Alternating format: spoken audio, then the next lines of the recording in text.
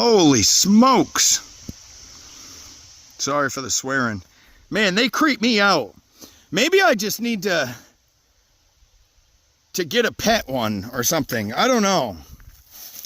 Man, that shit creeps me out, dude. Freaking wild. All right, we'll try to tell a quick little story. All right. So I used to be really tripped out about snakes, and then I met this guy that had a bunch of snakes. He had like a whole wall, and he was breeding them, and like he had like pythons, he had corn snakes, he had a bunch of different ones. No, nothing crazy, right? And then but they used to creep me out, but I was really interested in them. So I ended up getting over the fear. He ended up hatching some snakes. It was the first time he had ever bred 2 of his snakes and created a hatchling. And the first one that hatched out of his first time doing it, he gave it to me. I was there when it was super small.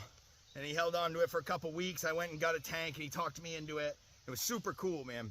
I named him Uno because it was his first time doing the snakes. First snake that came out of the batch. My first snake.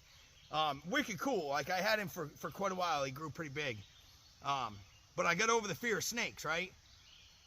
Well, my fear of spiders is a little different. So when I was younger,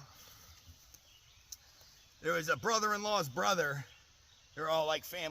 So when he was younger, I remember we all lived in his house and he ended up getting these tarantulas, pet tarantulas. And I was scared shitless. I was young and I knew nothing about him. So he's telling me a story. It's a fictional story anyway. And I believed it because I was young. So he's like, yeah, they're really protective and they'll protect their owner. So to protect their owner, if somebody breaks in the house in the middle of the night, they'll delete their owner first, and then they'll go delete the other robbers and whoever breaks into the house, and the enemy or whatever, or whoever attacks the owner. And I'm petrified of this damn thing. And of course, they have a light on, at night or whatever, So he's like, yeah, they never sleep. He told me this huge story about them. And I don't know if that has something to do with why I've always been massively petrified of spiders.